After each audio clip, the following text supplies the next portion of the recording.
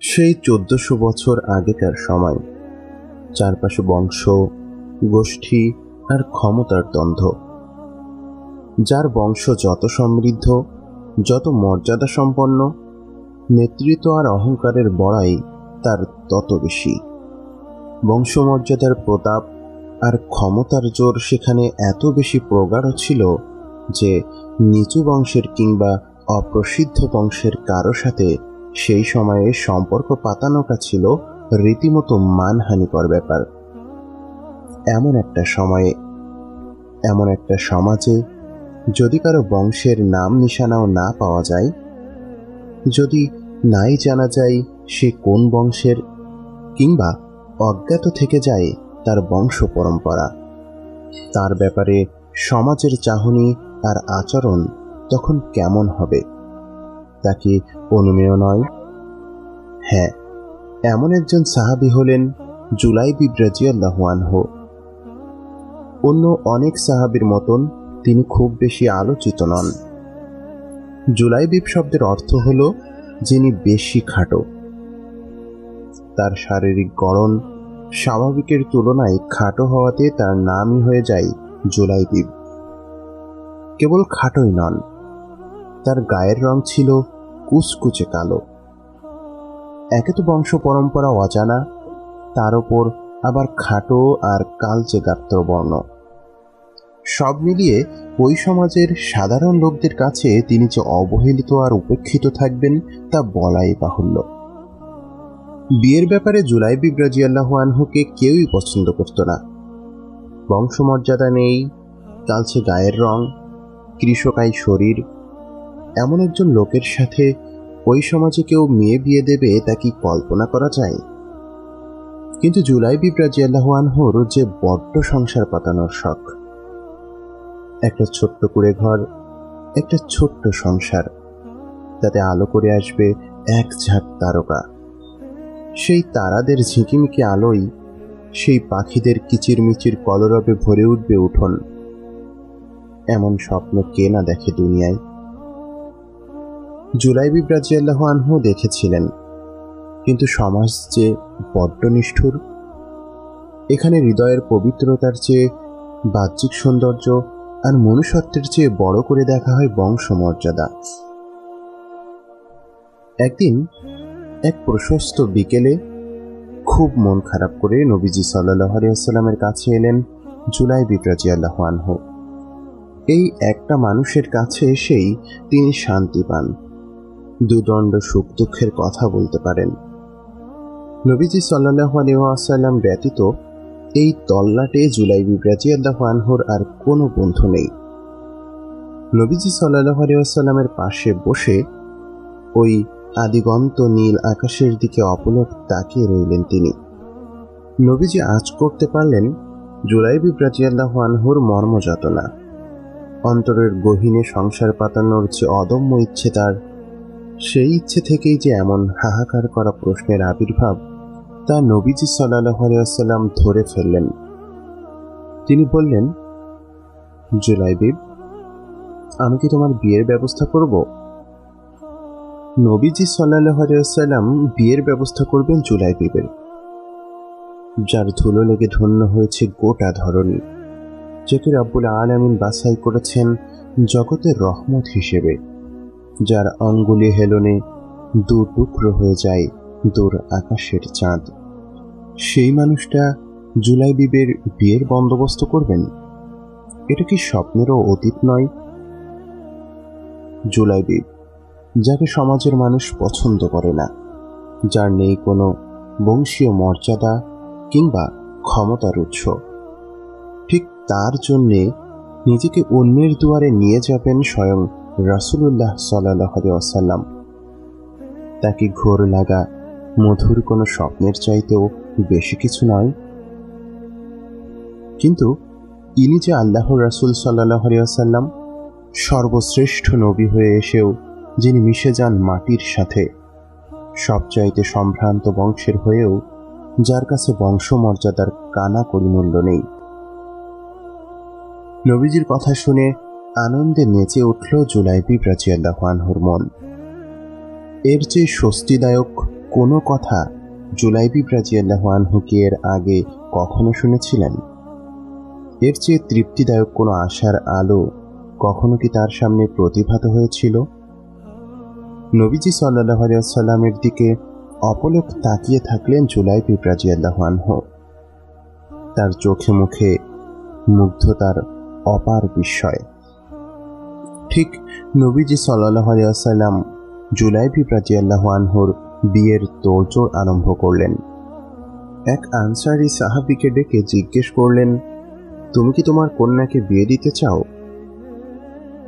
জগতের সবচাইতে সেরা মানুষটা জানতে চাইছেন তার মেয়ের বিয়ের কথা। আনসারী সাহাবী তো আনন্দে আত্মহারা। তিনি ভাবলেন, নবীজি সাল্লাল্লাহু আলাইহি ওয়াসাল্লাম তার নিজের জন্যই প্রস্তাব রেখেছেন, আর এমন একটা প্রস্তাব ফিরিয়ে দেবে এত বড় দুর্ভাগা তিনি নন। আনন্দের আতিশয্যে উৎফুল্ল হয়ে আনসারী সাহাবী বললেন, সুবহানাল্লাহ ইয়া রাসূলুল্লাহ, আপনার কাছে কন্যা বিয়ে দিতে পারবো এর চাইতে মহা সৌভাগ্যের ব্যাপার আমার জন্য আর কি হতে পারে? নবীজি সাল্লাল্লাহু আলাইহি ওয়াসাল্লাম বললেন, না, আমি আমার জন্য বলিনি। একটু থতমত খেলেন আনসারী সাহাবী। বললেন, ইয়া রাসূলুল্লাহ, তাহলে? নবীজি সাল্লাল্লাহু আলাইহি ওয়াসাল্লাম বললেন, জুলাইবিবের জন্য। জুলাইবিব, তাকে কে না চেনে? দেখতে অসুন্দর, কৃশকায় শরীর, বংশমর্যাদাহীন এই মানুষটাকে চেনে না এমন মানুষ এই তল্লাটে দেখা মেলা ভার। তার কিছুই নেই, এই কিছু না থাকাটাই যেন সবার কাছে তাকে অধিক পরিচিত করে তুলেছে। সেই জুলাইবিবের জন্য নবীজি সাল্লাল্লাহু আলাইহি ওয়াসাল্লাম তার মেয়ের প্রস্তাব রাখলেন। কিন্তু ইনি যে স্বয়ং আল্লাহর রাসূল, তার মুখের ওপর না বলে প্রত্যাখ্যান করবে এমনটা তো চিন্তাও করা যায় না। আনসারী সাহাবী বললেন, ইয়া রাসূলুল্লাহ, আমি আমার স্ত্রীর সাথে একটু পরামর্শ করতে চাই, আপনি আমাকে দয়া করে একটু সময় দিন। স্ত্রীর কাছে এসে আনসারী সাহাবী বললেন, শুনছো, নবীজি সাল্লাল্লাহু আলাইহি ওয়াসাল্লাম আমাদের কন্যাকে বিয়ের জন্য চাইছেন। এই কথা শুনে আনসারী সাহাবীর স্ত্রীর চেহারা ঝলমল করে উঠল। এ যেন মেঘ না চাইতেই অবিরাম ধারার বর্ষণ। খুশিতে যেন তার চোখ দিয়ে পানি এসে যায়। বললেন, সুবহানাল্লাহ, এটা তো ভারী আনন্দের সংবাদ। নবীজি সাল্লাল্লাহু আলাইহি ওয়াসাল্লাম আমাদের কন্যাকে বিয়ে করবেন, এটা তো মহা খুশির ব্যাপার। আনসারী সাহাবী বললেন, না, নবীজি সাল্লাল্লাহু আলাইহি ওয়াসাল্লাম নিজের জন্য প্রস্তাব করেননি। তাহলে? তিনি জুলাইবিবের জন্য চেয়েছেন আমাদের কন্যাকে। মুহূর্তে যেন আকাশ ভেঙে পড়ে কন্যার মায়ের মাথায়। এটা কিভাবে সম্ভব? জুলাইবিব, যার কোনো বংশমর্যাদা নেই, যে দেখতে অসুন্দর, কৃশকায়, এমন লোকের কাছে কিভাবে কন্যা বিয়ে দেয়া যায়? ভদ্র মহিলা তার অভিমত ব্যক্ত করলেন এবং বললেন, নবীজিকে বলুন, জুলাইবিবের কাছে আমরা আমাদের কন্যাকে বিয়ে দিতে পারবো না। স্ত্রীর অভিমত শুনে নবীজি সাল্লাল্লাহু আলাইহি ওয়াসাল্লামের উদ্দেশ্যে ঘরের বাইরে পা বাড়ালেন আনসারী সাহাবী। হঠাৎ ঘরের ভেতর থেকে একটি কোমল অথচ দৃঢ় কণ্ঠস্বর ভেসে এলো বাতাসে, আব্বা। থমকে দাঁড়ালেন আনসারী সাহাবী। এই ডাক তার চেনা, এই কণ্ঠ তার অতি পরিচিত। তার কন্যা, যার জন্যে বিবাহের পয়গাম পাঠিয়েছেন নবীজি সাল্লাল্লাহু আলাইহি ওয়াসাল্লাম, এ যে তারই গলা। তিনি জবাবে বললেন, বলো আমার কন্যা। মেয়েটি বিনীত গলায় বলল, আমার বিয়ের ব্যাপারেই কি কথা হচ্ছিল? হ্যাঁ। কোথাকার প্রস্তাব? নবীজি সাল্লাল্লাহু আলাইহি ওয়াসাল্লাম পাঠিয়েছেন, তিনি তোমাকে জুলাইবিবের জন্য প্রস্তাব করেছেন। বিস্ময়ের সাথে মেয়েটি বলে উঠল, সুবহানাল্লাহ, আপনাদের কি মত এতে? তোমার আম্মা রাজি হননি। জুলাইবিবের সাথে তোমার আম্মা তোমাকে বিয়ে দিতে কিছুতেই ইচ্ছুক নন। এই সংবাদ নবীজি সাল্লাল্লাহু আলাইহি ওয়াসাল্লামকে দেওয়ার জন্যই আমি তার কাছে যাচ্ছি। মেয়েটি বলল, আব্বা, কার প্রস্তাব আপনারা ফিরিয়ে দিতে চাচ্ছেন? সে ব্যাপারে আপনাদের কোনো ধারণা আছে? আল্লাহর রাসূলের পাঠানো প্রস্তাবকে আপনারা অপছন্দ করছেন কিভাবে?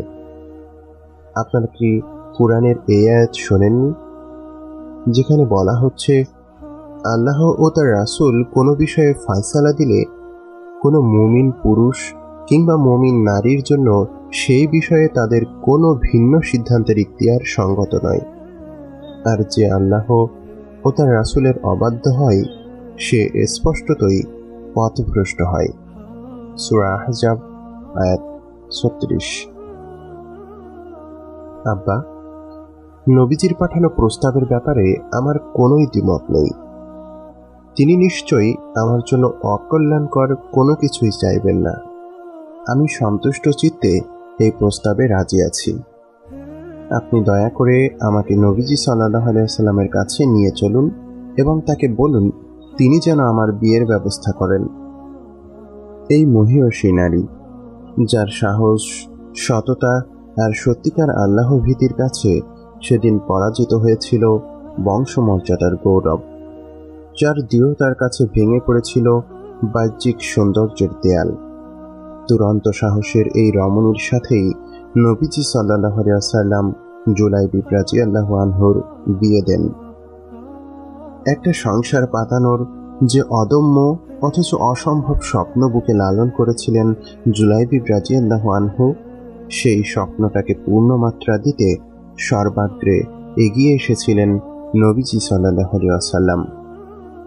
জাতপাত নেই বলে যাকে ব্রাত্য করে রাখা হয়েছিল পুরো সমাজে, তার সাথে আল্লাহর রাসূল সাল্লাল্লাহু আলাইহি ওয়াসাল্লামের কি অটুট দোস্তি। দেখতে অসুন্দর আর কৃষকাই বলে সকলের কাছে যে লোকটা উপেক্ষিত, তার সাথে নবীজির কি সুন্দর মাখামাখি। এই না হলে তিনি রহমাতুল লিল আলামিন। মাটি আর মানুষের সাথে একাকার হয়ে যাওয়ার এই যে অনন্য ক্ষমতা, এটাই কি সবার চেয়ে তাকে আলাদা করে মেলে ধরেনি? বিয়ে হলো, সংসার হলো, এরপর একদিন ডাক এলো জিহাদের। শত্রুর বিরুদ্ধে সম্মুখ লড়াই, যুদ্ধের জন্য রণসাজে সজ্জিত মুসলিম বাহিনী, প্রস্তুত জুলাইবিব রাদিয়াল্লাহু আনহুও। ময়দানে নির্ধারিত সময়েই শুরু হলো শত্রু বাহিনীর বিরুদ্ধে মুসলিম বাহিনীর মুখোমুখি যুদ্ধ। মরছে শত্রু, শাহাদাতের অমীয় পেয়ালা পান করছে মুসলিম যোদ্ধারাও। এক পর্যায়ে অবসান হলো সবকিছুর। স্থবিরতায় ছায়া নেমে এলো রণাঙ্গনে। এখানে ওখানে ছড়িয়ে ছিটিয়ে আছে শত্রুপক্ষ আর মুসলিম বাহিনীর অনেকের লাশ। নিজ নিজ আপনজন, আত্মীয় স্বজনদের খুঁজে নিচ্ছে অনেকেই। নবীজি সাল্লাল্লাহু আলাইহি ওয়াসাল্লাম সাহাবীদের উদ্দেশ্য করে বললেন, তোমরা কাকে কাকে হারিয়েছ? তারা বললেন, ইয়া রাসূলুল্লাহ, আমরা অমুক অমুককে হারিয়েছি। তিনি আরেকদল সাহাবীর উদ্দেশ্য করে বললেন, তোমরা কাকে কাকে হারিয়েছ? তারা বললেন, আমরা অমুক অমুককে হারিয়েছি ইয়া রাসূলুল্লাহ। তখন বিষণ্ণ চেহারায় নবীজি বললেন, আমি হারিয়েছি আমার জুলাইবিবকে। চারিদিকে খোঁজা শুরু হলো, কোথায় আছে জুলাইবিব? খুঁজতে খুঁজতে একটা কূপের কাছে পাওয়া গেল জুলাইবিবের দেহ। শাহাদাতের পেয়ালা পান করে অনন্ত জীবনের পানে উড়াল দিয়েছেন এই মহান সাহাবী। অশ্রু ভরা নয়নে নবীজি সাল্লাল্লাহু আলাইহি ওয়াসাল্লাম জুলাইবিবের মৃতদেহের দিকে তাকিয়ে বললেন, নিশ্চয়ই আমি জুলাইবিবের জন্য আর জুলাইবিব আমার জন্য। নবীজি তার লাশটি নিজের কাঁধে উঠিয়ে নিলেন, এরপর তাকে নিজ হাতে শুইয়ে দিলেন কবরে। বংশমর্যাদা নেই, কৃষ্ণকায় গাত্রবর্ণ আর কৃষকায় দেহের জন্য যে জুলাইবিব সমাজের সর্বত্র অবহেলিত আর উপেক্ষিত হয়েছিলেন, নবীজি সাল্লাল্লাহু আলাইহি ওয়াসাল্লামের কাছে তার কি অপার মর্যাদা। যার কথা শুনলে সকলে ভুরু কুঞ্চিত করত, তার জন্য মুহাম্মদ সাল্লাল্লাহু আলাইহি ওয়াসাল্লামের বুকের ভেতর থেকে উজাড় করে দিয়েছেন কি অসামান্য ভালোবাসা। এই যে নিরেট, বাস্তব আর স্বার্থহীন ভালোবাসা, এই ভালোবাসা তো এক মহামানবের হৃদয়ের গহীন থেকে উৎসারিত হওয়া সম্ভব। জানি এই সব ভালোবাসা মিছে নয়।